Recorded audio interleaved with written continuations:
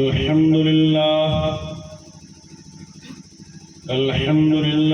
نحمده ونستعينه ونستغفره ونؤمن به ونتوكل عليه ونعوذ بالله من شرور أنفسنا ومن سيئات أعمالنا من يهده الله فلا مضل له ومن يضلله فلا هادي له ونشهد أن لا إله إلا الله وحده لا شريك له ونشهد أن سيدنا ومولانا ومأوانا وملجأنا محمدا عبده ورسوله بالهدى ودين الحق أرسله فصلى الله تعالى عليه وعلى آله وأصحابه أجمعين وبارك وسلم أبدا أما بعد فأعوذ بالله من الشيطان الرجيم بسم الله الرحمن الرحيم يا أيها الذين آمنوا اتقوا الله وكونوا مع الصادقين آمنت بالله صدق الله العظيم وبلغنا رسوله النبي الأمين الحبيب المتين الكريم ونحن على ذلك لمن الشاهدين والشاكرين والحمد لله رب العالمين والمطمئنين بقلب سليم وأدعو من الله تعالى أن يلهمني الحكمة وفصل الخطاب بکار خیش حیرانم اغثنی یا رسول اللہ صلی اللہ تعالی علیہ وسلم پریشانم اغثنی یا رسول اللہ صلی اللہ تعالی علیہ وسلم غوث اعظم بمن بسر و سما مدد قبل دی مدد کعبہ ایمان مدد انتظار کرم توست من عینی را اے خدا جو خدا دیو خدا دا مدد قادریم نارے غوث اعظم میزنم دمز شیخ حماد احمد قطب عالم میزنم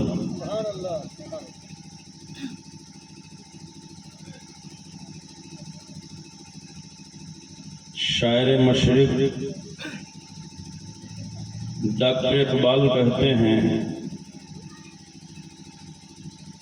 نہ تخت و تاج میں نہ لشکر و سپاہ میں ہے جو بات مرد قلندر کی بارگاہ میں ہے نہ تخت و تاج میں نہ لشکر و سپاہ میں ہے جو بات مرد قلندر کی بارگاہ میں ہے اور دوسری جگہ کہتے ہیں نہ پوچھ ان خرقہ پوشوں کی ارادت ہو تو دیکھ ان کو ید بیضا لیے بیٹھے ہیں اپنی آستینوں میں لیکن یہ تو اللہ والوں کے بارے میں ہے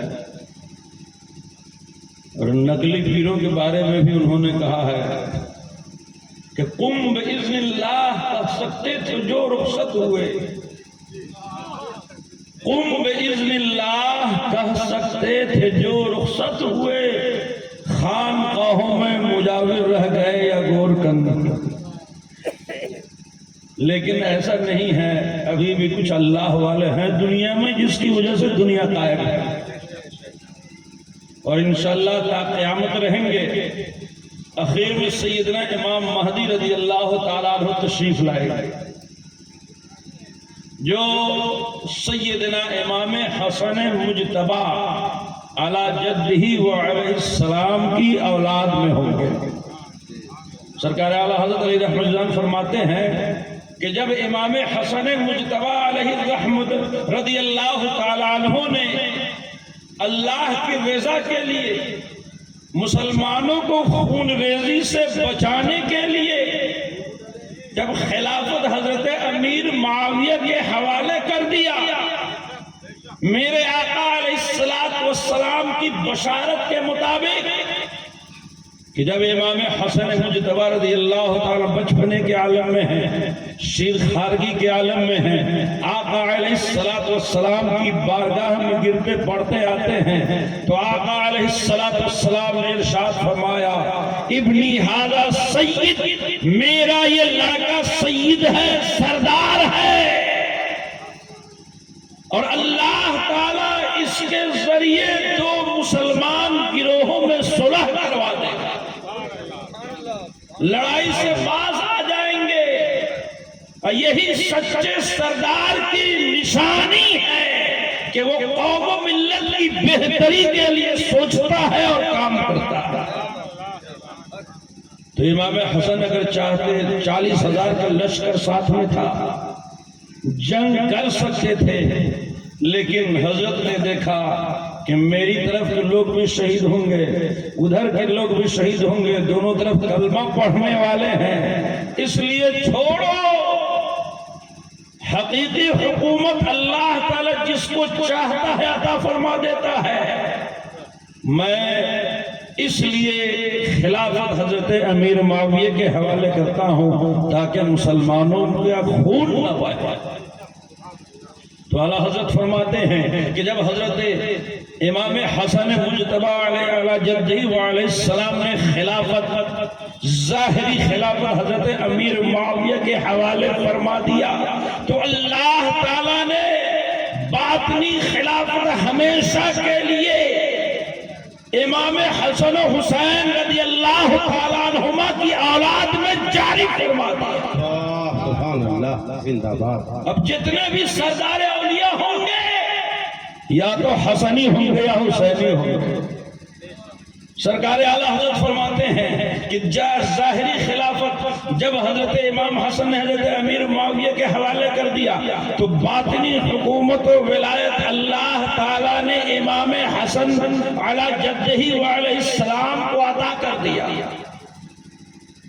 غوثیت کبریٰ کے منصب پر فائز ہوئے، ساری دنیا پر باطنی حکومت عطا ہو گئی، سب سے پہلے امام حسن کو، اور انہی کی اولاد میں بیچ میں سرکار غوث اعظم رضی اللہ تعالیٰ عنہ غوثیت کبریٰ کے منصب پر فائز ہوئے، اور آخر میں امام مہدی رضی اللہ تعالیٰ عنہ غوثیت کبریٰ کے منصب پر فائز ہوں گے۔ تو پہلے غوثیت کبریٰ والے بھی امام حسن، اور بیچ میں غوثیت کبریٰ کے منصب پر فائز ہونے والے سرکار غوث اعظم ہیں، اور اخیر میں غوثیت کبریٰ کے منصب پر فائز ہونے والے امام مہدی ہوں گے۔ نعرہ تکبیر، نعرہ رسالت، خطیب ہندوستان ضیاء المصطفیٰ صاحب۔ اب ظاہر سی بات ہے، امام حسن مجتبی پہلے غوثیت کبریٰ کے منصب پر فائز ہوئے، امام حسن علی جدہ وعلیہ السلام کے بعد امام حسین فائز ہوئے، امام حسین کے بعد امام زین العابدین فائز ہوئے، امام زین العابدین کے بعد امام محمد باقر فائز ہوئے، امام محمد باقر کے بعد امام جعفر صادق فائز ہوئے، امام جعفر صادق کے بعد امام موسیٰ کاظم فائز ہوئے، امام موسیٰ کاظم کے بعد ان کے فرزند حضرت امام علی رضا فائز ہوئے۔ تو ہم لوگوں کا سلسلہ طریقت بھی ایسا ہی چلتا ہے۔ امام علی رضا کے بعد حضرت سیدنا معروف کرخی ہیں، ان کے شاگرد مرید ہیں، خلیفہ ہیں، امام اعظم کے بھی شاگرد ہیں، اور امام علی رضا کے مرید و خلیفہ۔ ادھر سلسلہ چلا، آگے چلا، امام محمد تقی، امام علی نقی، پھر امام حسن عسکری، سب آل رسول ہیں، اپنے زمانے کے سارے ولیوں کے سردار، ان سے افضل، ان سے اعلیٰ، ان سے برتر، ان سے بالا ان کے زمانے میں کوئی نہ ہوا نہ ہو سکتا۔ ساری دنیا کے امام، سارے ولیوں کے سردار، سب مجتہد مطلق ہوئے۔ چار امام ہیں نا ہم لوگ کے، امام اعظم ابو حنیفہ، امام مالک، امام شافعی، امام احمد بن حنبل، تو وہ چار امام اس لیے ہم کہتے ہیں کہ ان کی کتابیں موجود ہیں، تواتر منقول ہیں، سب صحیح ان کا پورا مسلک موجود ہے کتاب میں، ایک جب سارے مسائل مل جائیں گے۔ اور بھی امام ہوئے، ان کے مذاہب مدون نہیں ہو سکے، سرکار اعلیٰ حضرت فرماتے کہ سب مجتہد مطلق تھے، اور امام اعظم رضی اللہ تعالیٰ عنہ نے تو امام باقر رضی اللہ تعالیٰ عنہ سے اور امام جعفر صادق رضی اللہ تعالیٰ عنہ دونوں سے فیض حاصل کیا۔ اور معلوم ہے امام اعظم کیا فرماتے ہیں؟ امام اعظم رضی اللہ تعالیٰ عنہ سے پوچھا گیا کہ حضور آپ کی عمر کتنی ہے؟ فرمایا 2 سال۔ کہا 2 سال؟ ابھی 60-70 سال کی عمر ہو رہی ہے اور آپ فرما رہے ہیں کہ میری عمر 2 سال ہے۔ کہا وجہ یہ ہے کہ یہ 2 سال میں امام جعفر صادق کی خدمت میں رہا، اسی کو میں عمر سمجھتا ہوں کہ وہ 2 سال کام کے گزر گئے، باقی تو وبال جان ہے۔ لولا السنتان لہلک النعمان، اگر وہ 2 سال نہیں ہوتے تو نعمان ہلاک ہو جاتا۔ واہ، زندہ باد، زندہ باد۔ سمجھ رہے ہیں؟ تو وہ ہیں امام جعفر صادق، علم کے سمندر، عمل میں بے مثال، سلسلہ نقشبندیہ والوں نے بھی استفادہ کیا، سرکار امام جعفر صادق سے قادریہ، چشتیہ، سہروردیہ سب نے فائدہ اٹھایا۔ حضرت بایزید بستامی 4 سال رہے امام جعفر صادق کی خدمت میں، اور کتنا حاصل کیا۔ حضرت جنید بغدادی فرماتے ہیں کہ بایزید بستامی کا وہی مقام ہے جو فرشتوں میں جبریل امین کا ہے۔ اتنی بڑے شان کے مالک گئے پیر کی خدمت میں، امام جعفر صادق کی خدمت میں 4 سال جب ہو گیا تو امام جعفر صادق رضی اللہ تعالیٰ عنہ نے فرمایا کہ بایزید ذرا طاق میں سے کتاب لاؤ، فلاں کتاب لے کے آؤ۔ تو حضرت بایزید بستامی نے کہا حضور یہ طاق کہاں ہے؟ کہا تم 4 سال سے میرے گھر میں رہ رہے ہو، میرے دربار میں رہ رہے ہو، اور تم کو یہ بھی نہیں معلوم ہے کہ طاق کہاں ہے؟ کہا حضور جس کام سے آیا تھا اسی میں لگا ہوا تھا، اس کی کوئی ضرورت ہی نہیں پڑی کبھی جاننے کی طاق کہاں ہے۔ کہا کہ اگر یہ بات ہے تو تمہارا کام ہو گیا، تم اب ہو گئے پیر ہونے کے لائق، جاؤ کام کرو۔ پھر حضرت نے بھیج دیا کہ جاؤ مرید کرو، تم پیر بن گئے۔ بات کو سمجھ میں آئی؟ معاملہ یہ ہے کہ 4 سال میں امام حضرت بایزید بستامی نے بلا ضرورت نظر بھی نہیں اٹھایا، یعنی 4 سال گزر گیا، ہم لوگ کیا کام ادھر دیکھ رہے ہیں ادھر دیکھ رہے ہیں، بلا وجہ کا بک بک بک بک جہاں بیٹھے بک بک کر رہے ہیں، جہاں کوئی کام نہیں ہے وہاں جا کے ٹائم برباد کر رہے ہیں۔ یہ کیا ہے؟ وہ ایسا کیوں ہے؟ وہ فلاں کے بارے میں اس کا طریقہ کیا ہے، اس کا اخلاق کیسا ہے، اس کی برائی، اس کے بارے میں غیبت، اس کی چغل خوری، بلا وجہ کے یہاں سے وہاں وہاں سے وہاں ٹائم برباد کرنا، وقت پاس کرنا، یہی سب ہوتا رہتا ہے۔ لیکن اللہ کے ولی کا مقام کیا ہوتا ہے، ان کا عمل کیسا ہوتا ہے کہ 4 سال رہے صرف اور صرف اللہ کی رضا کے لیے، جو کچھ کیا گیا اللہ کی رضا کے خلاف، اپنے نفس کے لیے نظر بھی اٹھا کر کے ادھر ادھر نہیں دیکھا۔ تب نہ ایسا فرمایا کہ طاق کہاں ہے۔ تو یہ بتائیے کہ جو اللہ کا ولی رضا الہی کے بغیر نظر اٹھانے کے لیے تیار نہیں، اس کے عمل کا کیا حال ہوگا، اس کی نمازوں کا کیا حال ہوگا، اس کی عبادتوں کا کیا حال ہوگا، ان کی ریاضتوں کا کیا حال ہوگا۔ تو امام جعفر صادق کی بارگاہ میں رہے، سلسلہ نقشبندیہ کا بھی فیضان امام جعفر صادق کی بارگاہ سے جاری ہوا، قادریہ، چشتیہ، سہروردیہ، ہر جگہ فیضان پہنچا۔ امام جعفر صادق رضی اللہ تعالیٰ عنہ کا سلسلہ چلتا رہا۔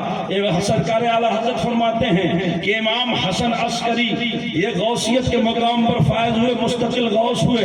ان کے بعد حضور غوث پاک تک کوئی بھی مستقل غوث نہیں ہوئے، جو بھی ہوئے ان کے نائب ہوئے۔ مستقل غوث جب بھی ہوں گے اولاد امام حسن و حسین میں ہی ہوں گے۔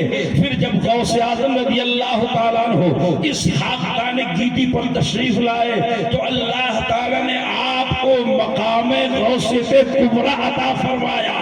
خود میرے غوث اعظم فرماتے ہیں وما منہا شہور او دہور تمر وتنقضی الا عطالی، زمانہ گزرنے سے پہلے آ کر کے مجھ سے اجازت لیتا ہے۔ خود میرے غوث پاک فرماتے ہیں فقلت للسائر الاقطاب لموا بحالی وادخلوا انتم رجالی، میں نے سارے دنیا کے اقطاب سے کہا، سارے اولیاء سے کہا کہ آؤ میری فوج میں شامل ہو جاؤ، تم سب کے سب میرے فوجی ہو اور میں تمہارا بادشاہ ہوں۔ نعرہ تکبیر، نعرہ رسالت، فیضان غوث اعظم، عظمت غوث اعظم، شان غوث اعظم، ولایت غوث اعظم، اولاد غوث اعظم، شہزادہ غوث اعظم، جشن عید میلاد النبی، عرس مقدس زندہ باد۔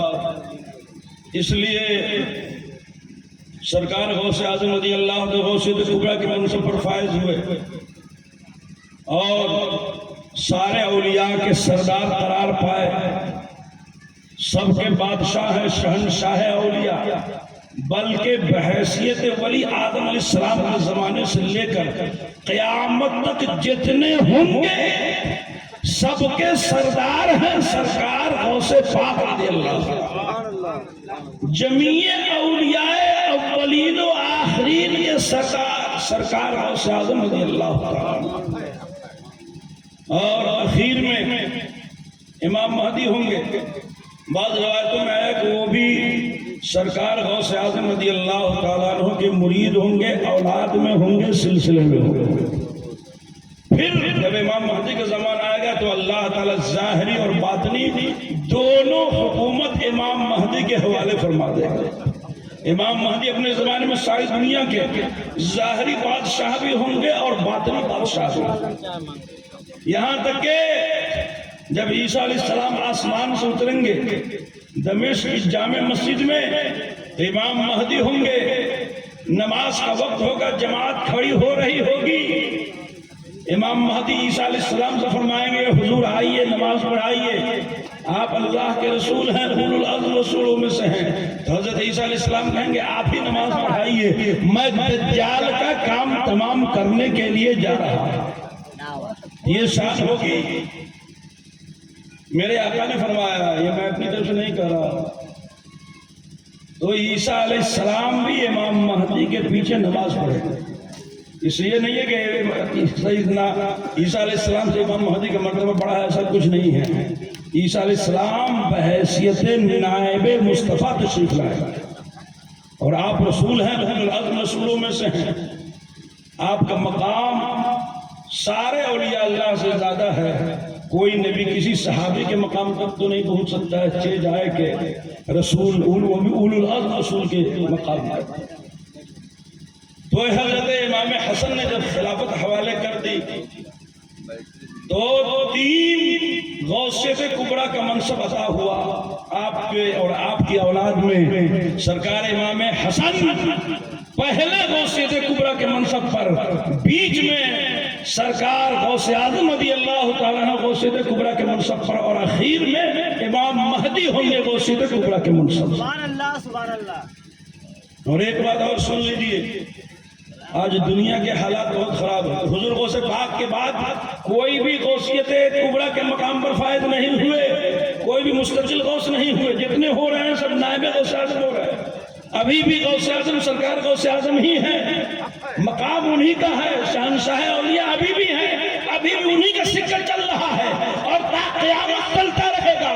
اسی لیے سرکار غوث اعظم رضی اللہ تعالیٰ عنہ میں انہوں نے خود فرمایا افلت شموس الاولین و شمسنا ابدا علی افق العلا لا تغربی. سرکار اعلیٰ حضرت نے اس کا ترجمہ کرتے ہوئے فرمایا سورج اگلوں کے چمکتے تھے چمک کر ڈوبے افق نور پہ ہے مہر ہمیشہ تیرا. یعنی حضور غوث پاک کی غوثیت ختم نہیں ہوگی، قیامت تک چلے گی. جو بھی ولی ہوگا سب سے بڑا ولی ہوگا وہ نائب غوث اعظم ہوگا، اور وہی ہوگا جس کو حضور غوث پاک بنائیں گے. امام تاریخ الخلفاء میں ہے کہ امام حسن یا امام حسین دونوں میں سے کسی ایک نے دوسرے سے کہا کہ اے بھائی، جب اللہ تعالیٰ نے باطنی حکومت ہمارے لیے رکھ دی ہے تو لگ رہا ہے ظاہری خلافت کو جمع نہیں فرمایا. یہ باضابطہ روایت ہے. تو باطنی حکومت ان کی ہے. اب یہ الگ بات ہے کہ ظاہر نہیں کرتے. امام زین العابدین کو زنجیر لگا دیا گیا، قید کر دیا گیا، زنجیر میں جکڑ کر کے حاکم کے دربار میں لے جا رہے تھے. ایک مرید نے دیکھا، رونے لگا، آنسو بہانے لگا، چیخنے لگا، رونے لگا. حضرت نے کہا کیوں رو رہے ہو؟ کہا حضور آپ کی طرح اس زمانے میں کوئی نہیں ہے. تقوی بے مثال، علم بے مثال، پرہیزگاری بے مثال، خاندان بے مثال، نورانیت بے مثال، تفقہ بے مثال، اجتہاد بے مثال. کون ہے جو ساری دنیا میں آپ کی طرح ہے؟ مگر آپ کو زنجیر میں جکڑ کر کے حاکم کے دربار میں لے جایا جا رہا ہے، آپ پر ظلم ہو رہا ہے. یہی دیکھ کر میں رو رہا ہوں. تو حضرت نے فرمایا یہ مت سمجھو کہ ہم مجبور ہیں، زنجیر میں ہیں، مگر یہ مت سمجھنا کہ مجبور ہیں. یہ ہمارا اختیاری ہے، اللہ کی رضا کے لیے یہ سب ہمیں منظور ہے. اور پھر آپ نے اشارہ کیا جس میں ساری زنجیریں کٹ کر کے خود بخود زمین پہ گر گئی. حضرت نے فرمایا دیکھ لیا نا، یہ مت سمجھو کہ زنجیر ہمیں قید کر سکتی ہے. ہم نے اپنی رضا سے جس طرح ہمارے دادا امام حسین نے میدان کرب و بلا میں، بلکہ میرے باپ امام زین العابدین نے فرمایا جس طرح میرے باپ امام حسین نے میدان کربلا میں اپنی رضا اور خوشی سے شہادت کا جام پی لیا، اسی طریقے سے میں ظالم کے قید کو برداشت کر رہا ہوں. نعرہ تکبیر، نعرہ رسالت، فیضان زین العابدین، فیضان شہید اعظم ملتا رہے مجھ کو دربار کا صدقہ، محبوب خدا احمد مختار کا صدقہ. صابر یہی حسرت ہے ہمیشہ ہی ملے یہ مظلوم شہ عابد بیمار کا صدقہ. سبحان اللہ سبحان اللہ. تو امام زین العابدین نے اشارہ کیا جسم سے ساری زنجیریں کٹ کے گر گئی. کہا دیکھ لو ہماری حکومت جاندار تو جاندار بے جانوں پر بھی ہے، مگر میرے خاندان کا یہی طریقہ ہے. مجاہد ملت فرماتے ہیں بیڑیاں ہم کو پہننے میں کوئی ذلت نہیں، بیڑیاں ہم کو پہننے میں کوئی ذلت نہیں، باپ دادوں کا طریقہ سنت سجاد ہے. باپ دادوں کا طریقہ سنت سجاد ہے. امام زین العابدین نے بیڑیاں پہنی، قید کیے گئے، مگر اپنی باطنی طاقت کا مظاہرہ نہیں کیا. یہ بزرگوں کا طریقہ رہا ہے. اور امام زین العابدین کتنی بڑی شان ہے معلوم ہے؟ میرے آقا علیہ الصلوۃ والسلام نے امام زین العابدین کو سلام دیا. سمجھ رہے ہیں؟ اے زین العابدین کا نام بھی حضور نے عطا فرمایا. حدیث شریف میں ہے کہ آقا علیہ الصلوۃ والسلام نے ایک صحابی رسول سے فرمایا، نام یاد نہیں آ رہا، کہ اے میرے پیارے صحابی تمہیں اللہ تعالی لمبی عمر عطا فرمائے گا، حسین کا ایک بیٹا ہوگا، اس کی یہ شان ہوگی کہ قیامت کے دن اللہ تعالی میدان محشر میں اس کو پکار کر کہے گا کہ اے عابدوں کے سردار، اے عبادت گزاروں کے سردار، سجدہ کرنے والوں کے سردار، رکوع کرنے والوں کے سردار، اٹھیے جنت میں چلے جائیے۔ تو آقا علیہ الصلوۃ والسلام نے فرمایا کہ تم مجھ سے ملاقات کرو گے، جب ان سے ملاقات کرنا تو میرا سلام کہنا۔ امام زین العابدین کے بارے میں آقا علیہ الصلوۃ والسلام نے فرمایا کہ میرے آقا کا علم غیب دیکھیے، فرما رہے ہیں کہ اے میرے پیارے صحابی، تم حسین کے بیٹے سے ملاقات کرو۔ امام حسین بچپنے کے عالم میں 4-5 سال کے عمر میں تو آقا پردہ فرما گئے، مثال فرما گئے۔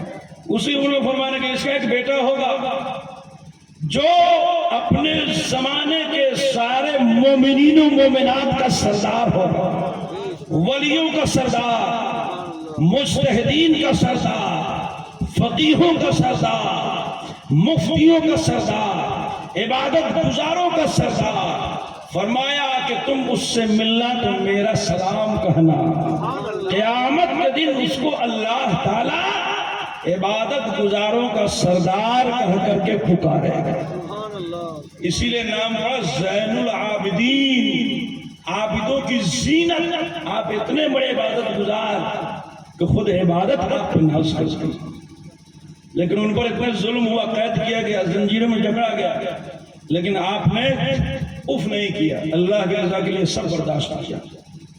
سلسلہ چلتا رہا، اخیر میں امام مہدی ہوں گے۔ تو میرے بزرگوں اور دوستو، یہ زمانہ میرے غوث کا زمانہ۔ کوئی بھی ولی سرکار غوث پاک رضی اللہ تعالیٰ عنہ کی ولایت سے باہر نہیں ہے، سمجھ رہے ہیں؟ اور اتنا ہی نہیں، امام جعفر صادق کو بادشاہ غالباً مامون رشید نے چاہا کہ ہمارے بعد یہ بادشاہ بنے۔ تو امام جعفر صادق نے فرمایا کہ مجھے اپنے علم سے یہ لگتا ہے کہ تم سے پہلے میری وفات ہو جائے گی اور میں بادشاہ نہیں بنوں گا۔ تو آپ نے بادشاہت قبول کرنا گوارا نہیں کیا، سلسلہ چلتا رہا، حضرت زید کو شہید کیا گیا۔ امام باقر کو بحر العلوم کہا جاتا ہے، سب سے پہلے بحر العلوم جو کہا گیا امام باقر تھے۔ آپ کے علم کا یہ عالم تھا کہ جو چاہو پوچھ لو، قرآن پاک سے آپ جواب دیا کرتے تھے۔ تو امام اعظم نے 2 سال تک امام جعفر صادق سے فیض حاصل کیا۔ تو اس طریقے سے بھی سلسلہ، ہم لوگوں کا حنفی سلسلہ بھی آل رسول تک پہنچتا ہے، اور طریقت کا سلسلہ بھی آل رسول تک پہنچتا ہے۔ حضرت معروف کرخی یہ امام اعظم کے شاگرد ہیں، اور ایسے شاگرد کہ خود امام صاحب ان پر فخر فرماتے تھے۔ آپ نے طریقت بھی سکھایا، شریعت بھی سکھایا۔ سلسلہ آگے چلتا ہے، سرکار غوث اعظم رضی اللہ تعالیٰ عنہ غوثیت کبریٰ کے منصب پر فائز ہوئے، سارے اولیاء زمانہ کے سردار ہوئے ہیں اور رہیں گے۔ اور آپ ایسے ولی ہیں کہ جس طرح نبیوں میں میرے نبی کا جواب نہیں، اسی طرح ولیوں میں سرکار غوث اعظم کا جواب۔ یہ میں نہیں کہہ رہا ہوں، مولائے روم فرماتے ہیں۔ کون؟ مولائے روم، جو مثنوی شریف کے مصنف ہیں، شمس تبریز کے مرید، 7 حصے میں مثنوی شریف کی تصنیف فرمائی۔ اور کیسے فرمائی؟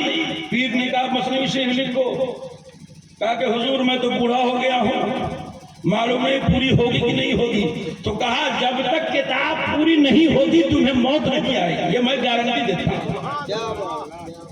کہا کہ جب حضرت نے کہہ دیا ہے تو بہت اطمینان سے لکھتے تھے کہ اب تو یہ کنفرم ہے کہ پیر نے کہہ دیا ہے تو ہم مریں گے نہیں، اس لیے جتنا کام کرنا ہے سب کرو، اطمینان سے لکھتے رہو، جب کتاب پوری ہوگی تبھی میں دنیا سے جاؤں گا۔ تو ایسی کتاب لکھی کہ بزرگوں نے کہا سمجھ لو یہ وہ فارسی زبان میں قرآن پاک ہے۔ ایسی کتاب لکھی جس کو پڑھ کے لوگ ولی ہوتے ہیں، اور آج یورپ امریکہ میں اس پہ ریسرچ ہو رہا ہے، انگریز لوگ اس پہ ریسرچ کر رہے ہیں کہ جو کچھ اس میں لکھا ہوا ہے صحیح ہے۔ بہت سارے ہندو کہیں ہم تصوف پر کام کر رہے ہیں، تو یہی مطلب ہے کہ کتاب پڑھ کر کے اس میں کیا سبق دیا گیا ہے وہ سب نکالتے ہیں۔ تو وہ ہے مولائے روم۔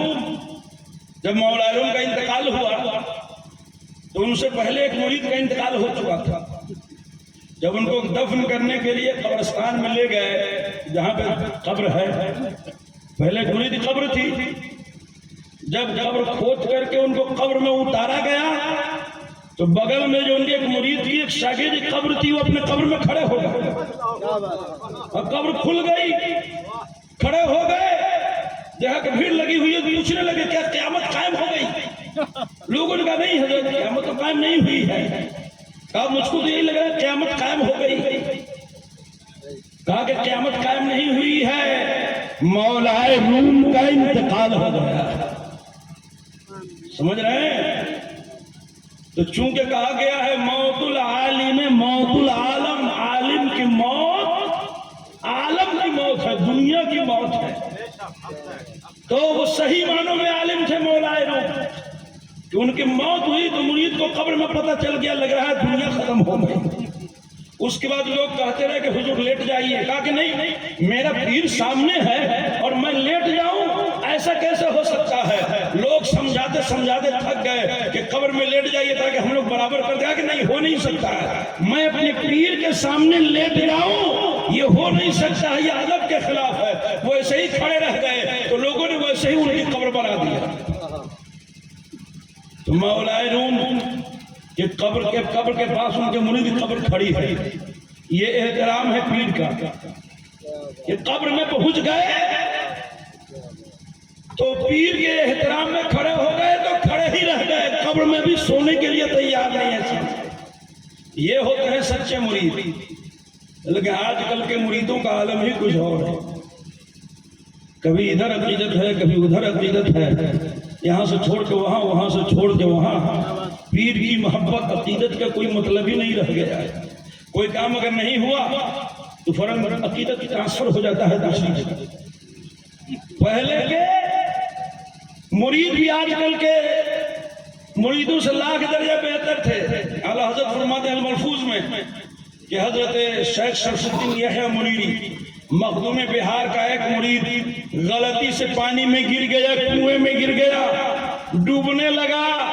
خضر علیہ السلام تشریف لائے، کہا لاؤ ہاتھ دو، کہا حضور میں کیسے ہاتھ دے دوں آپ کو، یہ ہاتھ تو یحییٰ منیری کو دے چکا ہوں، آپ کو کیسے دے دوں؟ پھر حضرت شیخ شمس الدین یحییٰ منیری تشریف لائے اور ہاتھ پکڑ کر کے مرید کو کنویں سے نکال دیا۔ ایسے مرید ہوتے تھے، کوئی مرید نہیں کر رہے تھے خضر علیہ السلام، مطلب یہی تھا کہ جان بچانے کے لیے، لیکن ایک جملہ تھا کہ یہ ہاتھ دیجیے، تو پیری مریدی میں کہا ہاتھ میں نے دے دیا ہے فلاں بزرگ کو، تو یعنی شبہ ہو سکتا ہے۔ ایک ایسا جملہ ہے جس سے غلط فہمی، ایک مطلب لیا جا سکتا ہے ہاتھ دینے کا، لیکن قربان جائیے کیسے مرید تھے کہ جان جا رہی ہے تو جا رہی ہے، خضر علیہ السلام کے ہاتھ میں بھی ہاتھ نہیں دیں گے، اگر جان بچے گی تو پیر کے صدقے میں بچے گی۔ اور پیر بھی کیسے ہیں، ہزاروں میل دور سے ملاحظہ فرما لیا اور پہنچ کر کے مرید کا ہاتھ پکڑ کے نکال دیا۔ اب زمانہ ایسا ہو گیا ہے کہ ایسے مرید تو ملنا دور کی بات ہے، اس طرح کے مریدوں کی تو آج کل پیر بھی ملنا مشکل ہو گیا۔ اس زمانے کے پیر کا واقعہ ہے کہ وہ بھی کنویں کے پاس وضو کر رہے تھے، غلطی سے وہ بھی کنویں میں گر گئے تو ڈوبنے لگے، اور مرید لوگ بھی تھے، سب اوپر سے چلا رہے حضور ہاتھ دیجئے، حضور ہاتھ دیجئے۔ پیر صاحب ہاتھ نہیں بڑھا رہے ہیں، لاکھ لوگ چلائے حضور ہاتھ دیجئے، پیر صاحب ہاتھ نہیں بڑھا رہے ہیں۔ ایک بہت خاص مرید تھا، تھوڑا دور تھا، وہ دوڑ کے آیا، فوراً ہاتھ میں کہا حضور ہاتھ لیجئے، تب پیر صاحب نے ہاتھ پکڑا تو کھینچ کر کے باہر نکالا۔ تو بعد میں اس خاص مرید سے پوچھا گیا یہ کیا وجہ ہے کہ پہلے لوگ بول رہے تھے حضرت ہاتھ دیے تو ہاتھ بڑھا ہی نہیں رہتے، تم آئے بولے ہاتھ لیجئے، تب انہوں نے ہاتھ بڑھایا، پکڑ کے نکلے۔ کہا کہ تم معلوم نہیں ہے تم کو، ہمارے پیر صاحب صرف ہاتھ لینا جانتے ہیں، دینا جانتے ہی نہیں، اس لیے ہم جان رہے تھے کہ ان سے مانگیں گے تو مشکل ہے ان کی جان کا بچنا، اس لیے ہم نے ہاتھ لیجئے، لینے کا نام سن کر کے انہوں نے کچھ فائدہ ہے تب جو ہے ہاتھ انہوں نے میرا پکڑ کر کے میرا ہاتھ پکڑ باہر دیا۔ بہت خوب، سمجھ رہے ہیں؟ تو اللہ تعالیٰ ایسے پیروں سے محفوظ رکھے جو صرف پرانے پیر جو ہوتے تھے صرف دینا جانتے تھے، جو بھی آتا تھا کچھ لے کے جاتا تھا، جس کو دنیا چاہیے دنیا لے کے جاتا تھا، جس کو دین چاہیے دین لے کر کے جاتا تھا، فائدہ ماشاءاللہ ہر حال میں ہوا کرتا تھا۔ سرکار غوث پاک کی تو یہ شان ہے کہ آپ ٹھوکروں میں ولایت عطا فرماتے ہیں۔ ایک بار میرے سرکار غوث اعظم نے بادشاہوں کے تحفوں کو ٹھکرا دیا، واقعہ آپ نے سنا ہوگا کہ خلیفہ وقت نے لا کر کے دو جھولا یا دو گٹھڑی موٹری میں ہیرے جواہرات اور سونے چاندی پیش کیے کہ حضور یہ نذرانہ ہے۔ میرے غوث اعظم نے کہا کہ مجھے قبول نہیں ہے، میں نہیں لیتا، اور دونوں کو لے کر کے دبایا، اس میں سے خون نکلنے لگا۔ کہا اے ظالم، یہ تیرے مظلوموں کا خون ہے، یہ پیسہ ایمانداری کے ساتھ تمہارے پاس جمع نہیں ہوا ہے، تم نے ظلم لیا ہے۔ اگر تجھے خاندان رسالت سے نسبت نہیں ہوتی، تو میرے نبی کے چچا حضرت عباس کی اولاد میں ہے، اگر یہ نسبت نہیں ہوتی تو میں یہ خون تمہارے محل تک پہنچا دیتا۔ یہ تھے سرکار غوث پاک۔ تو ہر 11 تاریخ کو آپ نے اعلان کر دیا تھا جو بھی آئے گا محروم نہیں جائے گا۔ پیسہ تقسیم فرماتے تھے، ریال سونے چاندی کے سکے تقسیم فرماتے تھے۔ ایک بار 11ویں شریف کی تاریخ تھی، بانٹنے کے لیے اس وقت سامنے پیسہ وغیرہ نہیں تھا، تو حضرت نے فرمایا کہ ہر 11 کو جو بٹتا ہے لوگ امید لے کر کے آئے ہیں، محروم جائیں تو ہو نہیں سکتا ہے۔ تو آپ نے فرمایا کہ آج ظاہری دولت نہیں بٹے گی، آج باطنی دولت بٹے گی۔ آپ نے جتنے حاضر تھے دربار میں سب کی طرف توجہ فرمایا اور ایک نگاہ میں سب کو ولایت عطا فرمایا۔ واہ، زندہ باد، زندہ باد۔ یہ گھرانہ ہے خانقاہ قادریہ کا، اور بہجت الاسرار شریف میں ہے کہ ایک بار سرکار غوث پاک نکلے، راستے میں ایک شرابی لیٹا ہوا تھا، کافر تھا، عیسائی تھا، پاؤں سے ٹھوکر ماری اور فرمایا یہ اس کی جگہ ہے۔ بعد میں مرید نے پوچھا حضور ایک شرابی کو اپنی ٹھوکر ماری تھی، عیسائی کو کہا یہ اس کی کیا مطلب؟ کہا کہ ابدال کا انتقال ہو گیا تھا، اس لیے میں نے اس کو ٹھوکر مار کر کے ایمان بھی عطا کر دیا، ولی بھی بنا دیا اور ابدال بھی مقرر کر دیا۔ چور کو ولی بنا دیا، آپ لوگ واقعہ سنی چکے ہیں۔ یہ ہیں پیر بھی دو طرح کے ہوتے ہیں، ایک ہوتے شیخ ایصال، ایک ہوتے شیخ اتصال۔ شیخ ایصال وہ ہوتے ہیں جو مرید کو ایک نظر میں خدا تک پہنچاتے ہیں، اور شیخ اتصال وہ ہوتے ہیں جو نسبت جوڑ دیتے ہیں۔ نسبت صحیح ہونا ضروری ہے تو فیض ملے گا۔ سرکار اعلی حضرت فرماتے ہیں کہ پیر اگر سلسلہ قادریہ میں کامل نہ بھی ہو، اگر نسبت درست ہے تو سرکار غوث پاک کا فیض بہت بڑا ہے، ضرور ملے گا۔ بے شک کوئی محروم رہ جائے یہ ہو نہیں سکتا۔ حق ہے۔ پیر بھی کامل نہ ہو، پیر کا پیر بھی کامل نہ ہو، وہ بھی کامل نہ ہو، میرے غوث کامل ہے۔ میرے غوث خود فرماتے ہیں ان لم یکن مرید جید فانا جید، اگر میرا مرید جید نہیں ہو، عمدہ نہیں ہو، بڑا اللہ والا نہ بھی ہو، بڑے مقام پر نہ بھی ہو، تو میں جید ہوں، میرا فیض جاری ہوگا۔ میرا مرید محروم نہیں رہے گا. اسی لیے اعلیٰ حضرت نے فرمایا ہے رضا یوں نہ بلک تو نہیں جید تو نہ ہو. ہے رضا یوں نہ بلک تو نہیں جید تو نہ ہو. سید جید ہر دہر ہے مولا تیرا. واہ واہ سبحان اللہ. یعنی اے احمد رضا رونے گھبرانے کی ضرورت نہیں ہے.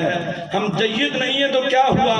میرے غوث اعظم سارے جیدوں کے سردار ہیں, سارے ولیوں کے سردار ہیں. ان کا مقام بہت بڑا,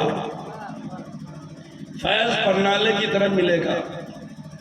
تو سرکار غوث پاک رضی اللہ تعالیٰ عنہ شیخ ایصال ہے. ایک ہوتے ہیں شیخ اتصال, نسبت جوڑ دیا, فیض جاری ہوگا, ملے گا. سرکار حضرت عثمان ہارونی یہ شیخ ایصال تھے.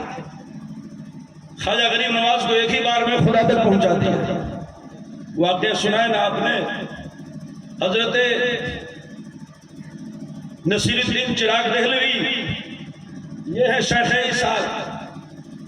حضرت خواجہ بندہ نواز کے سو دراز آئے, خدمت میں فیض حاصل کرنے کے لیے مرید ہو گئے, آل رسول ہے. ایک بار حضرت نصیر الدین چراغ دہلوی گھوڑے پر سوار ہوئے, وجد میں ہیں, کیفیت میں ہیں. حضرت خواجہ بندہ نواز کے سو دراز آئے, کہا سید زادے بوسہ دے, مجھ سے مصافحہ کیا. حضرت خواجہ بندہ نواز نے ہاتھ کا بوسہ لے لیا. حضرت نصیر الدین چراغ دہلوی نے فرمایا سید زادے اور بوسہ لے. حضرت نے گھوڑے کا بوسہ لے لیا. پھر فرمایا اور بوسہ لے. پھر گھوڑے کے پاؤں کا بوسہ لیا خواجہ بندہ نواز کے سو دراز نے.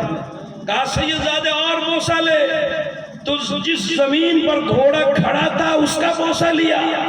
لوگ کہہ رہے ہیں کیا طریقہ ہے یہ, اتنا ہاتھ کا بوسہ لیا, گھوڑے کا بوسہ لیا, گھوڑے کے پاؤں کا بوسہ لیا. ایک سید زادے اتنا بوسہ لیوا رہے ہیں, کیا طریقہ ہے یہ, احترام نہیں کر رہے ہیں. حضرت خواجہ بندہ نواز سے پوچھا گیا کہ حضور آج وجہ سمجھ میں ایک بار مصافحہ کرنا, بوسہ لینا کافی, 4 بار بوسہ کیوں لیوایا؟ کہا تمہیں معلوم نہیں میرے پیر نے آج ولایت کی ساری منزل تک کرا دی. جب میں نے ہاتھ کا بوسہ لیا تو عالم ناسوت کی سیر ہو گئی, اور جب گھوڑے کا بوسہ لیا تو عالم ملکوت کی سیر کرا دیا, عالم ملکوت پار کرا دیا. اور جب گھوڑے کے پاؤں کا بوسہ لیا تو عالم جبروت کی سیر کرا دیا. اور جب زمین کا بوسہ لیا تو عالم لاہوت میں پہنچا کر کے ولی کامل بنی. یہ ہوتے ہیں شیخ ایصال. ان کا پاور ہوتا ہے کہ جس کو چاہیں پکڑ کر کے پہنچا دے ایک ہی بار. تو وہ خواجہ بندہ نواز کے سدراز فرماتے ہیں حضور غوث پاک کی شان میں, غوث اعظم درمیان اولیاء چوں محمد درمیان انبیاء. کہ غوث اعظم ولیوں کے درمیان ایسے ہی ہیں جیسا کہ حضور اکرم صلی اللہ علیہ وسلم نبیوں کے درمیان آیا. سمجھ رہے ہیں؟ وہ شان بیان کر رہے ہیں. شاہ نقشبند حضرت بہاؤالدین نقشبند جن کی پیدائش سے 150 سال پہلے حضور غوث پاک نے بخارا کی طرف رک کر کے فرمایا تھا کہ مجھے بخارا سے ایک مرد خدا کی خوشبو آئی ہوئی ہے. 150 سال کے بعد وہاں ایک ولی پیدا ہوگا جس کا نام بہاؤالدین نقشبند ہوگا, اور ان کو نقشبند بھی حضور غوث پاک نے بنایا. اس لیے حضرت شاہ نقشبند نے قصیدہ لکھا حضور غوث پاک کی شان میں, بادشاہ ہر دو عالم شیخ عبد القادر سرور اولاد آدم شاہ عبد القادر, کہ دونوں عالم کے بادشاہ سرکار غوث پاک ہیں, اولاد آدم کے سردار سرکار غوث پاک ہیں. یہ سلسلہ نقشبندیہ کے امام اکابر اولیاء اللہ میں سے حضرت شاہ نقشبند فرما رہے ہیں. خواجہ صاحب نے بھی قصیدہ لکھا حضور غوث پاک کی شان میں, یا غوث اعظم نور خدا مختار نبی مختار خدا حیران جلالت ارض و سما. اے غوث اعظم, اے خدا کے نور, آپ کی جلال کے سامنے زمین و آسمان حیرت میں ہے, آپ کی شان کے سامنے زمین و آسمان حیرت میں ہے. آپ اللہ کے بھی محبوب ہیں, اللہ کے محبوب کے بھی محبوب ہیں. اعلیٰ حضرت فرماتے اور محبوب ہیں ہاں پر سبھی یکساں تو نہیں، یوں تو محبوب ہے ہر چاہنے والا تیرا۔ یا غوث پاک جو آپ کا چاہنے والا ہے وہ خدا کو محبوب ہو۔ تو اسی غوث پاک کا سلسلہ حضور سیدنا شاہ صابر ملت عطائے سرکار علی مرتضی عطائے غوث اعظم سیدنا شاہ حماد احمد صابر قادری رضی اللہ تعالیٰ عنہ کے ذریعے آپ تک پہنچا، جن پر آقا علیہ السلام کا بھی خاص کرم، سرکار علی مرتضی مشکل کشا کا بھی خاص کرم، اور سرکار غوث اعظم رضی اللہ تعالیٰ عنہ کا بھی خاص کرم۔ سرکار صابر ملت کی شکل میں آپ نے اپنے آنکھوں سے دیدار کیا، سمجھ رہے ہیں؟ یہ چھوٹی بات نہیں ہے، سلسلہ بھی حضور غوث پاک کا، اولاد بھی حضور غوث پاک کی، کہیں اور سے خلافت نہیں لی ہے،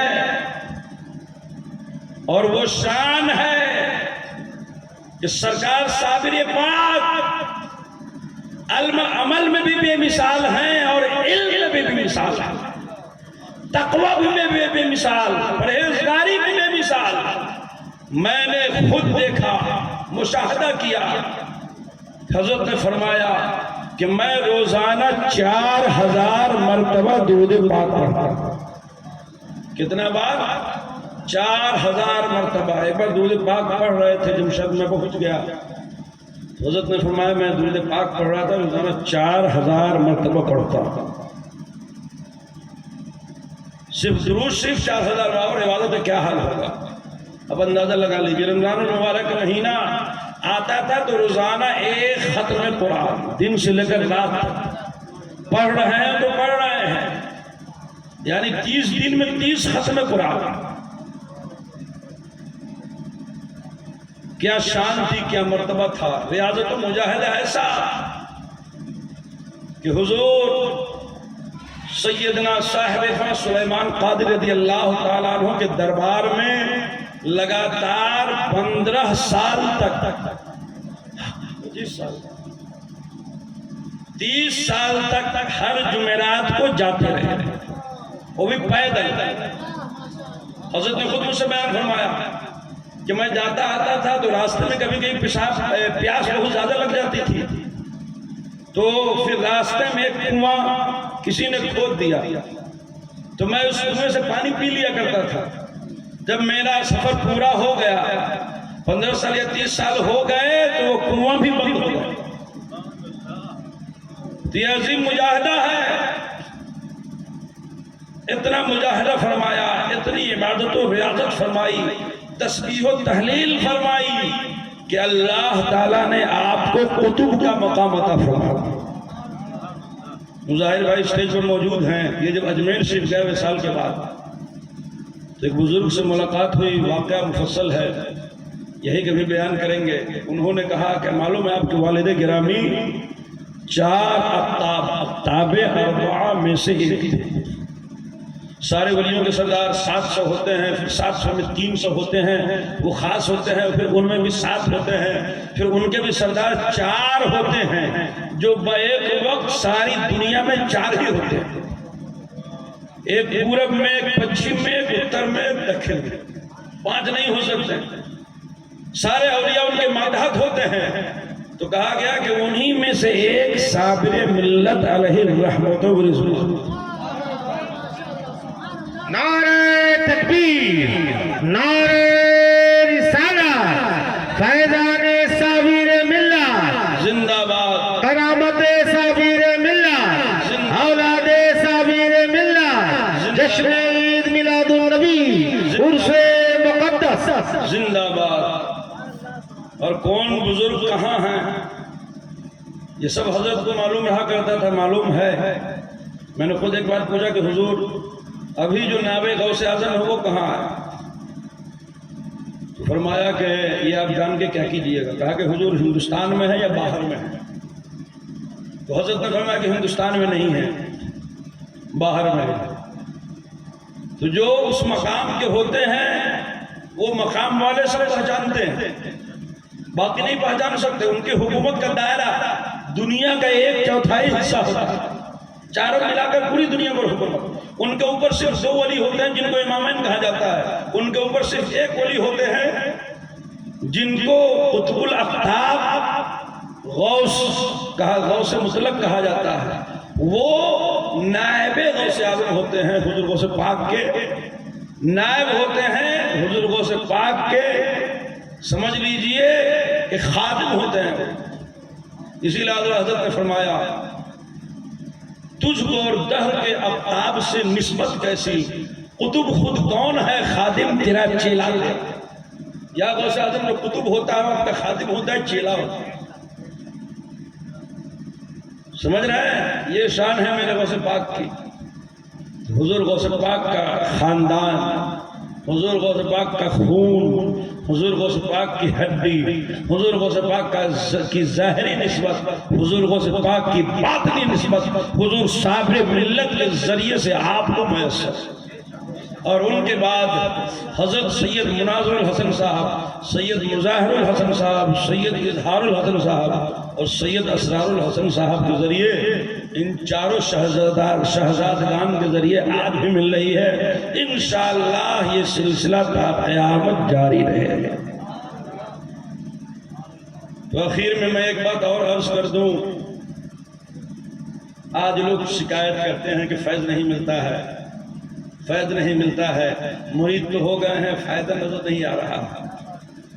آج کل کے اکثر مریدوں کی نیت میں فطور ہوتا کہ اب ہم مرید ہو گئے ہیں تو ہم کو مالدار ہونا، اگر مالدار ہو گئے تو سمجھے پیر ٹھیک ہے، مالدار ہو جانا چاہیے، کوئی کیس چل رہا ہے ختم ہو جانا چاہیے، کوئی بیماری ہے تو ختم ہو جانا چاہیے، کوئی پریشانی نہیں آنی چاہیے، تب ہم کو لگے گا کہ پیر سے فائدہ ہوگا۔ اور یہ کوئی ٹاٹا برلا کی نسبت نہیں ہے، یہ نسبت روحانی ہے، روحانی۔ پیر کا کام دنیاوی مالدار بنانا نہیں ہے، باطن کو سنوارنا ہے۔ اگر ضرورت پڑ جاتی ہے تو ظاہر بھی سنور جاتا ہے، مگر یہ نہیں کہ مرید ہو گئے ہیں تو مالدار ہوں گے تبھی پیر صحیح ہے، وہ تو نہیں صحیح۔ پیر جو ہوتے ہیں وہ خود مال اپنے پاس رکنے نہیں دیتے، جو آیا اللہ کی راہ میں خرچ کر دیا۔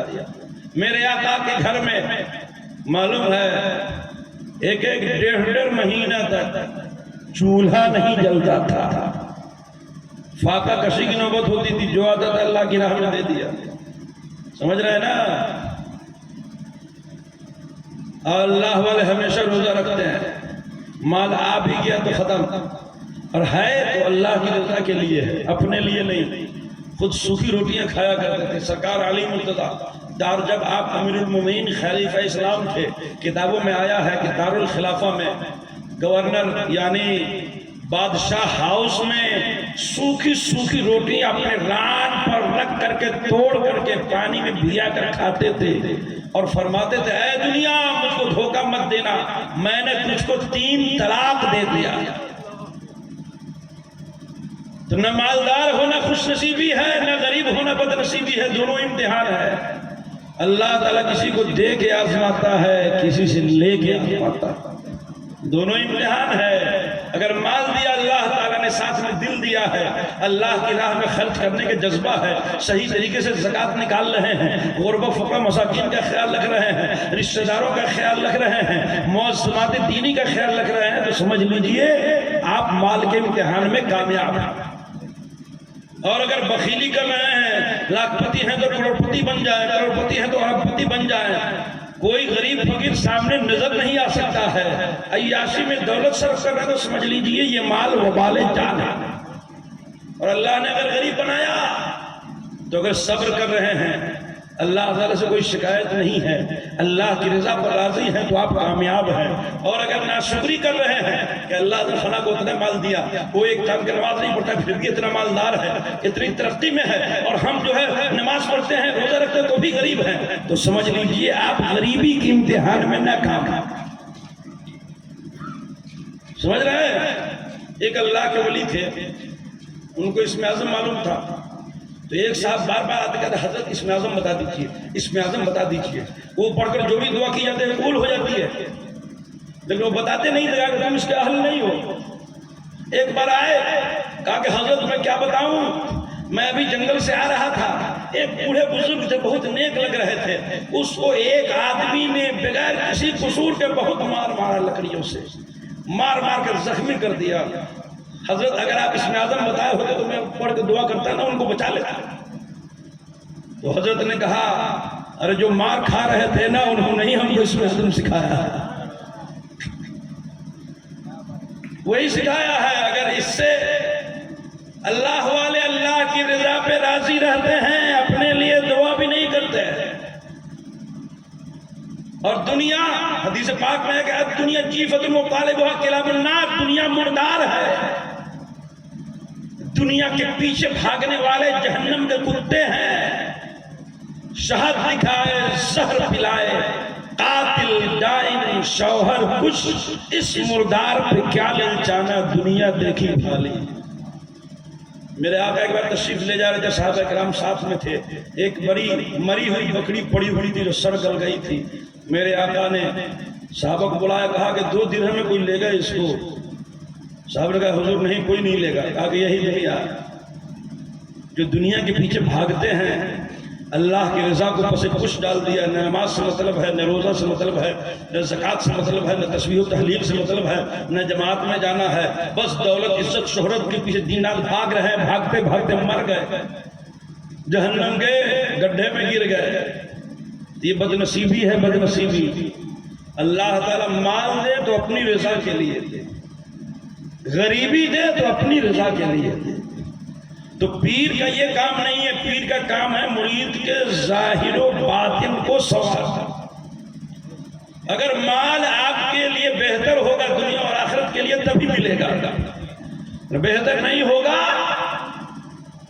تو غریب ہی رہیں گے. مرید ہونے کے بعد، پیر کامل کا دامن پکڑنے کے بعد پہلے آپ کی آخرت کو ترجیح دی جائے گی. ایمان سلامت رہے، خاتمہ بالخیر ہو. اگر دنیاوی مال سے کوئی بگاڑ آنے والا نہیں ہے تب مال ملے گا. اگر یہ پیر تو سب جانتے ہیں کہ کون کتنا برداشت کر سکتا ہے، تو پیر دیکھیں گے کہ یہ برداشت کر لے گا، کامیاب ہو جائے گا، تب وہ دعا کریں گے کہ اللہ اس کو مال عطا فرما دے. اگر پیر کو یہ معلوم ہو جائے گا کہ مال ملنے سے بگڑ جائے گا تو سمجھ لیجئے پیر کبھی نہیں دعا کریں گے کہ اس کو مال مل جائے. پیر جو ہوتے ہیں اللہ والے، وہ سب ظاہر و باطن کو دیکھتے ہیں. ہو سکتا ہے کوئی مصیبت آئے اس میں آپ کے لیے فائدہ. امام حسین رضی اللہ تعالیٰ عنہ میدان کربلا میں شہید ہو گئے، پورا خاندان شہید ہو گئے، شہزادے شہید ہو گئے، تھوڑی ہے کہ مجبور تھے. حدیث شریف میں آیا ہے، روایت میں آیا ہے کہ جب امام حسین میدان کربلا جا رہے تھے تو خواب میں آقا علیہ السلام کی زیارت ہوئی. تو امام حسین نے شکایت کی کہ نانا جان، آپ کی امت کے لوگ ہم پر بہت ظلم کر رہے ہیں، میری جان لینے کے لیے پڑے ہوئے ہیں، آپ کرم فرمائیے. تو آقا علیہ السلام کیا فرمایا کہ میرے پیارے حسین، تمہارے لیے اللہ تعالیٰ کی بارگاہ میں ایک ایسا مقام ہے جو شہادت پر منحصر ہے. تم شہادت کا جام پیو گے تبھی وہ مقام ملے گا. اگر تم چاہو تو شہادت کا جام پی کر وہ مقام حاصل کرو، اگر تم نہیں چاہو تو میں ختم کر دیتا ہوں. کوئی یزیدی تو وہ ختم نہیں کر پائے. تو امام حسین نے فرمایا کہ مجھے اللہ کی راہ میں شہید ہونا منظور ہے. اس کے بعد میدان کربلا میں گئے، شہادت کا جام نوش کیا. تو امام حسین مظلوم تھے لیکن مجبور نہیں تھے، وہ چاہتے جو چاہتے ہو جاتا. اس لیے جتنی کتابیں اٹھا کے پڑھ دیجیے، کہیں ایک جگہ بھی نہیں ملا کہ امام حسین نے دعا کی کہ اللہ یزیدیوں کو ختم کر دے، میری حفاظت فرما. یہ دعا نہیں کی، سب کچھ اللہ پہ چھوڑ دیا. اس لیے اللہ تعالیٰ نے آپ کو وہ مقام عطا فرمایا کہ میرے آقا نے زندگی میں فرما دیا تھا کہ سید الشہداء میرے حیات الظاہری میں امیر حمزہ ہیں، میرے چچا ہیں، اور میرے بعد سید الشہداء وہ ہوں گے جو ایک ظالم بادشاہ کے خلاف آواز اٹھائیں گے اور وہ ان کو شہید کر دے گا. تو تو میرے آقا نے پہلے ہی بشارت دے دی تھی کہ یزید جیسے ظالم و جابر کے خلاف میرا حسین میری جرأت اور حمیت کا وارث آواز اٹھائے گا اور میرے حسین کو شہید کر دیا جائے گا، اور شہید ہو کر کے ہمیشہ ہمیشہ کی سرداری مل جائے گی۔ لوگ تو دنیا کے سردار ہوتے ہیں مگر میرے حسن و حسین کو اللہ تعالی ہمیشہ کے لیے جنتی جوانوں کا سردار بنا دے گا۔ جنت میں کوئی مرے گا نہیں، جس کو سرداری ہوگی اس کی سرداری کبھی ختم نہیں ہوگی، وہ مقام ملا تو صبر کیا کرنا۔ صبر کرنے والوں کے سردار ہیں امام حسین، تو اسی امام حسن حسین کے خون سرکار صابر ملت ہیں، آپ کے بھی صبر کے واقعات بے شمار ہیں، صحیح معنوں میں آپ صابر ہیں، یہ لقب بھی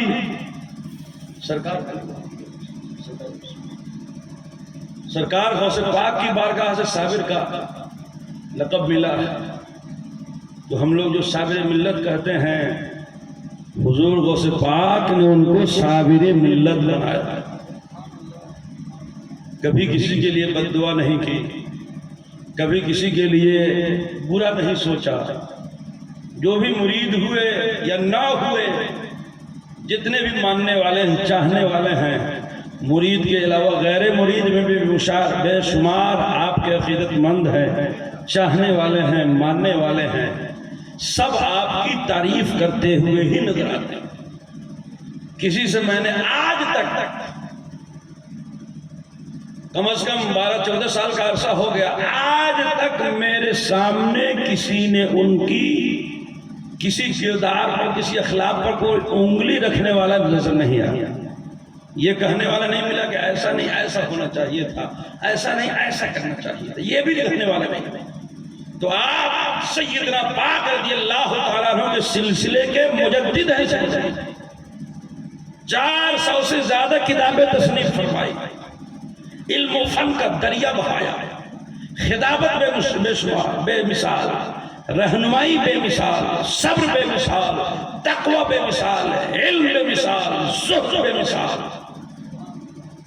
جس کردار سے دیکھیے بے مثالی کی سچی تصویر نظر آئے،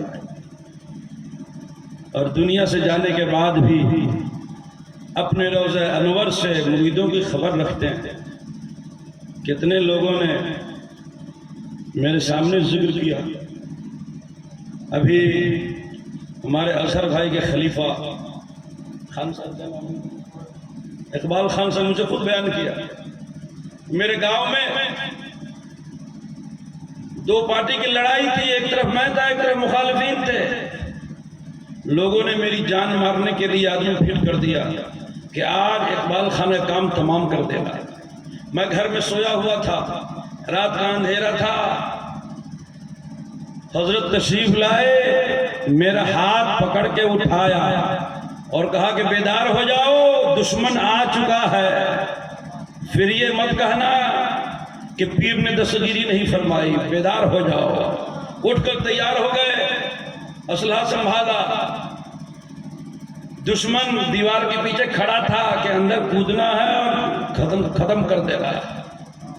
تو اقبال خان بیدار ہو گئے، پیر کی دستگیری شامل حال ہوئی، اور اپنی بیوی سے کہا کہ ارے بندوق کہاں ہے، لا کر کے دو، تاکہ جو آئے میں پہلے ہی اس کا کام تمام کر دوں۔ دشمن جب سنا دیوار کے پیچھے کہ ارے وہ تو پہلے ہی سے تیار ہے، ہم کیا مانیں گے، وہی ختم کر دے گا، پتہ چلے بھاگ گیا۔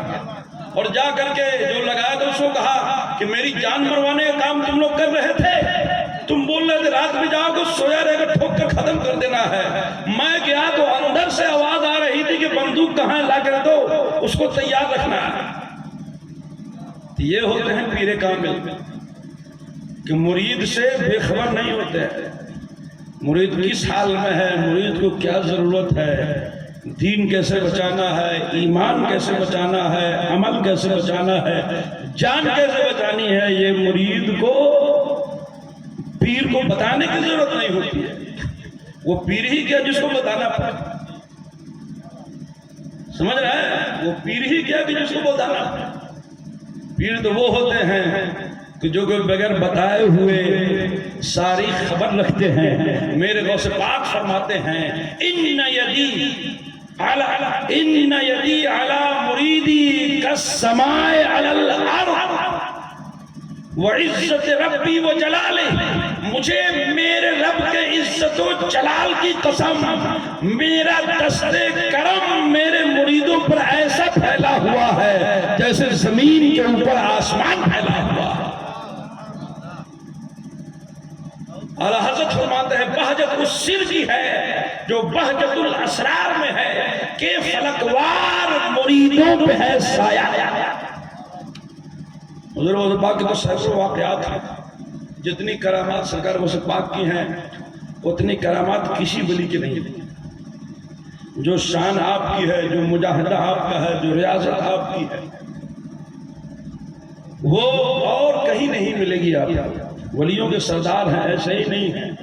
تو فرماتے ہیں کہ میرا مرید کسی بھی وقت میرے دست کرم سے باہر نہیں. اس لیے حضرت حمزہ سلسلہ قادریہ کے مرشد مارہرہ شیخ سجادہ نشین 3-4 پشت پہلے فرماتے ہیں کہ غلام غوث اعظم بے قسم مزتر نمی مانت، اگر مانت شب مانت شب دیگر نمی مانت. کہ حضور غوث پاک کا غلام کبھی بے کس اور پریشان حال نہیں ہو سکتا. اگر ہوگا بھی تو ایک رات کے لیے ہوگا، دوسری رات میں نہیں رہے. انہی کا شعر ہے غوث اعظم بمن بے سر و ساما مدد قبلہ دی مدد کعبہ ایمان مدد. یا غوث اعظم مجھ بے سر و سامان کی مدد کیجئے، اے قبلہ دی مدد کیجئے، اے ایمان کے کعبہ مدد کیجئے. اور فرماتے ہیں اے خدا جو خدا دیو خدا دا مدد. انتظار کرم دوست منے عینی را، اے خدا جو خدا دیو خدا دا مدد. مجھ عینی کو تیرے کرم کا انتظار ہے. اے خدا کو ڈھونڈنے والے، خدا کو پانے والے، خدا کو جاننے والے میری مدد فرمائے. یہ استغاثہ فرما رہے ہیں. تو میرے بزرگوں اور دوستو، سچا مرید بنیے، فیض ضرور ملے گا. سچا مرید کا کیا مطلب؟ نماز پڑھیے، روزہ رکھیے، حج کیجئے، مالدار ہیں تو زکوٰۃ نکالیے، گناہوں سے بچیے، ظاہر و باطن کو پاک و صاف رکھیے، اور ساتھ میں پیر کی عقیدت بھی دل میں ہو. سمجھ رہے ہیں قرآن میں کیا ہے؟ یا ایھا الذین آمنوا اتقوا اللہ وکونوا مع الصادقین. ایمان والو اللہ تعالیٰ سے ڈرو اور سچوں کے ساتھ رہو. یعنی تقوی اختیار کرو اور اللہ والوں کا دامن پکڑو. یہ دونوں چیزوں پہ عمل کرو گے تو کامیاب و کامران ہو جاؤ. آج ہم تقوی کے معاملے میں بھی پیچھے ہیں، دین پر عمل کرنے کے معاملے میں بھی پیچھے ہیں، اور بزرگوں کا دامن پکڑنے کے معاملے میں بھی پیچھے. نام کے مرید ہے زیادہ تر، کام کے مرید بہت کم ہے. ایک پیر صاحب تھے جن کے بہت مرید تھے. تو دوسرے پیر صاحب نے کہا حضرت آپ کے تو بے شمار مرید ہیں. کہا کہ بے شمار نہیں ہے، ایک آدھ مشکل سے ہے. کہا ایسا کیسے اتنے مرید ہیں اور کہہ رہے ہیں کہ ایک آدھ ہے؟ کہا کہ ٹھیک ابھی امتحان کر لیتے دیکھ لیجیے گا آپ. کہا ٹھیک ہے دکھلائیے. تو حضرت نے ایک پکا ہوا آم اپنے پنڈلی میں باندھ لیا اور خبر پھیلا دیا کہ حضرت کو ایک بہت بڑا پھوڑا نکل گیا ہے.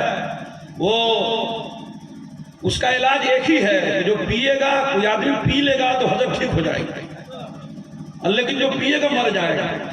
اب بات پہلے ہر سارے مرید آتے تھے، زیارت کر کے افسوس کر کے چلے جاتے تھے، کوئی پینے کے لیے تیار نہیں ہوتا تھا. جو بھی مرید آیا کہا حضور کیا حال ہے؟ کہہ رہے پھوڑا نکل گیا ہے. طبیب نے کہا ہے کہ کوئی آدمی اگر اس کو پی لے گا تو میں ٹھیک ہو جاؤں گا، لیکن جو پیے گا مر جائے گا. اب جو بھی مرید آتے تھے حال چال پوچھ کے چلے جاتے تھے، مرید آتے تھے پوچھ کر چلے جاتے تھے. لاسٹ میں ایک مرید آیا، کہا کہ حضور ہم زندہ رہ کے کیا کریں گے، میرے جیسا نالائق آدمی، ہم سے کسی کو کیا فائدہ ہو رہا ہے. حضرت آپ اللہ والے ہیں، آپ ہیں تو ساری دنیا فائدہ اٹھا رہی ہے. آپ لوگوں کے ظاہر و باطن کو درست کر رہے ہیں، آپ کی ذات سے فائدہ ہی فائدہ ہے. مجھ سے تو کوئی فائدہ، میں زندہ مر بھی گیا تو کیا بگڑ جائے گا، کیا نقصان ہو جائے گا قوم کا. اس لیے حضور میں پی لیتا ہوں، آپ زندہ رہیے، میں مر جاؤں گا، مجھے یہ منظور ہے. تو حضرت نے کہا سوچ لو اچھے طریقے سے مر جاؤ گے. کہا کہ ہاں میں مرنے کے لیے تیار ہوں. جب پیر نہیں رہے گا تو مرید رہ کے کیا کرے گا؟ اچھی طرح سن کر سوچ لیا مجھ کو پینا ہے. کہا کہ ٹھیک ہے پیو. اس کے بعد بلی سے کپڑا ہٹایا, آنکھ بند کرو, دیکھ کے مت پیو. آنکھ بند کیا, پینا شروع کیا. میٹھا لگا کہ آم کی طرح ٹیسٹ آ رہا ہے. خوب اچھی طرح پیا, اور پیا تو ایسا پیا کہ آم کا رس پیتے پیتے پیر نے اللہ کا ولی بنا دیا. واہ سبحان اللہ, حق ہے. واہ واہ. یہ پیر ہوتے ہیں پیر کامل, شیخ عیسیٰ نہیں ہو کہتے ہیں. تو پھر امتحان جب سب کا ہو گیا تب حضرت نے کہا کہ دیکھا آپ نے یہی ایک سچا مرید ہے جو پیر کے لیے جان دینے کے لیے تیار ہے, باقی سب نام کے مرید ہیں. حضرت بابا فرید مرید تھے خواجہ قطب الدین بختیار کاکی کے. ٹھنڈ کا موسم تھا, سے تہجد کے لیے اٹھے. بابا فرید نے دیکھا کہ پانی بالکل برف ہو چکا ہے. کہا کہ حضرت ہمارے پیر صاحب اتنے ٹھنڈے پانی سے کیسے وضو کریں گے, اس لیے پانی گرم کرنے کا انتظام ہونا چاہیے. نکل گئے تہجد کے وقت بھوربا میں, گرم آگ کی تلاش میں, کہیں آگ نہیں ملا. بہت دور گئے تو دیکھا ایک جگہ ایک چولہا ہے, اس میں آگ ہے. آگے ذرا پانی گرم کرنا ہے. کہا کہ پانی گرم کرنا ہے, کیوں؟ کہا کہ میرے پیر صاحب کے وضو کے لیے پانی گرم کرنا ہے, بہت ٹھنڈ ہے اس لیے تھوڑا پانی گرم کر. کہا کہ نہیں ہم گرم نہیں کرنے دیں گے. کہا کہ نہیں, چاہے جو لینا ہو جتنا پیسہ لینا لے لیجئے, لیکن پانی ہم کو گرم چاہیے تو چاہیے. تو عورت نے دیکھا کہ اس کی آنکھ بہت خوبصورت ہے, بڑے خوبصورت ہے بابا فرید. کا ایک شرط ہے, ایک آنکھ دینی پڑے گی تب ہم پانی گرم کریں گے. تو بابا فرید نے کہا ٹھیک ہے مجھے منظور ہے, میری آنکھ نکالو لیکن پانی گرم کرنے دیں. تو چھری لے کر کے آئی, پانی گرم کر دیا, ایک آنکھ نکال کے رکھ لے. بابا فرید پٹی مات کر کے پانی گرم کروا کے لے کر کے آئے خواجہ قطب کی بارگاہ میں. خواجہ قطب اللہ والے تھے, شیخ عیسیٰ تھے, ان کو کچھ بتانے کی ضرورت نہیں تھی. کہا فرید آنکھ پٹی کا بادہ ہوا؟ کہا حضور آنکھ آئی ہوئی ہے. مطلب یہ تھا کہ آنکھ اٹھی ہوئی ہے, آنکھ میں جو پہلے یہ بیماری چلتی تھی آنکھ نکل میں کچھ تکلیف. کہا کہ وہ آنکھ آئی ہوئی ہے.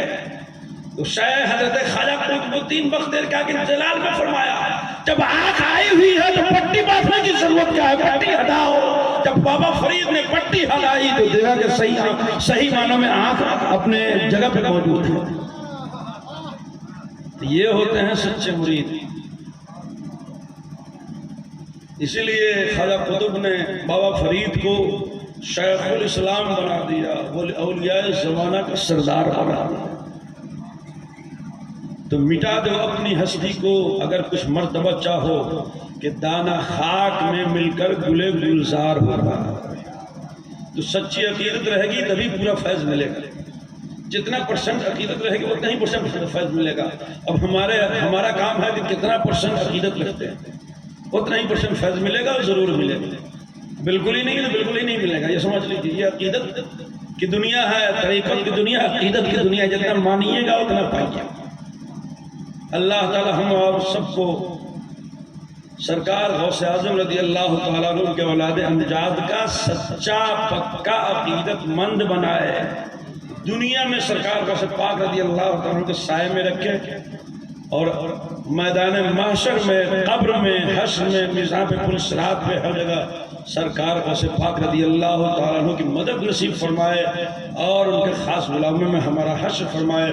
وآخر دعوانا ان الحمدللہ رب العالمین. استغفر اللہ ربی من کل ذنب واتوب الیہ. لا الہ الا اللہ محمد رسول اللہ صلی اللہ تعالی علیہ وآلہ وسلم. یہ کتاب ہے فیضان وارث. اس کتاب کو لکھا ہے حسین بھائی.